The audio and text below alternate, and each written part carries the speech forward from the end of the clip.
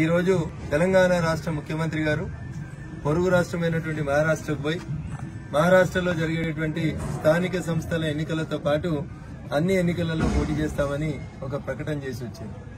TRS BRS గా మారిన తర్వాత వారు మహారాష్ట్రలో చేస్తామన్నటువంటి పోటీని మేము స్వాగతిస్తూనే అది ఎప్పుడు జరుగుతాయో తెలియని ఎన్నికల గురించి ఎందుకు కేసీఆర్ గారు రేపో మాపో నోటిఫికేషన్ వచ్చేటువంటి కర్ణాటకలో నిజంగా మీ పార్టీ జాతీయ పార్టీ అయితే టీఆర్ఎస్ ని బీఆర్ఎస్ గా మారుస్తే ఉత్త చిన్న చిన్న స్థానిక సంస్థల గురించి ఎందుకు మాట్లాడతారు? మీ ఆలోచన అంతా పెద్దది కదా, మీ దృష్టి అంతా ఢిల్లీ మీద ఉంది కదా.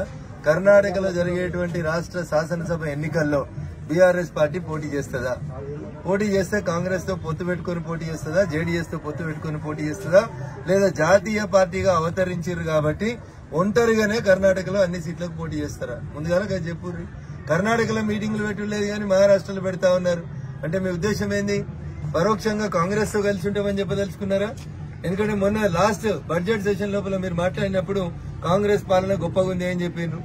నిన్న రాహుల్ గాంధీ గారిని కోర్టు ఉత్తర్వుల మేరకి సస్పెండ్ చేస్తే వారి పార్లమెంట్ సభ్యత్వాన్ని రద్దు చేస్తే ప్రజాస్వామ్యానికి దుర్దినం అన్నారు. మరి మీరు కోమటిరెడ్డి వెంకటరెడ్డి గారిని సంపత్ కుమార్ అనేటువంటి ఇద్దరు ఎమ్మెల్యేలని అసెంబ్లీలో కాగితాలు చింపి పారేస్తే మీరు సస్పెండ్ చేశారు. అది దుర్దినం కాదా? ప్రజాస్వామ్య చరిత్రకి బ్లాక్ డే కాదా? ముఖ్యమంత్రి గారు దాని గురించి మాట్లాడితే బాగుండేది. గురువింద గింజ తన నలిపారు కదా అన్నట్టు అన్ని అప్రజాస్వామిక చర్యలకి అంటే ఒక పార్టీ గుర్తు మీద గెలిచిన వాడిని తీసుకొచ్చి తన కేబినెట్ లో మంత్రి పదవి చేసుకోవచ్చు. పార్టీకి రాజీనామా ఉండదు, శాసనసభ సభ్యత్వానికి రాజీనామా ఉండదు. ఏనుగు గుర్తుల్ని కొంటాం, హస్తం గుర్తుల్ని కొంటాం, సైకిల్ గుర్తుల్ని కొంటాం, అన్ని గుర్తుల్ని కొంటాం, అన్ని ప్రజాస్వామికమే అని చెప్తావు కదా.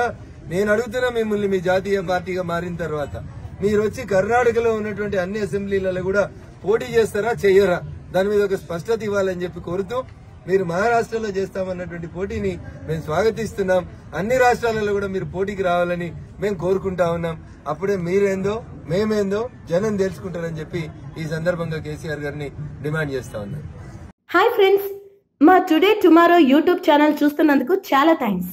మరిన్ని లేటెస్ట్ వీడియోస్ కోసం వెంటనే సబ్స్క్రైబ్ చేయండి. అలాగే ఈ బెల్ ని కూడా రింగ్ చేసేయండి. మా నోటిఫికేషన్స్ అన్ని మీ మొబైల్లో వస్తాయి.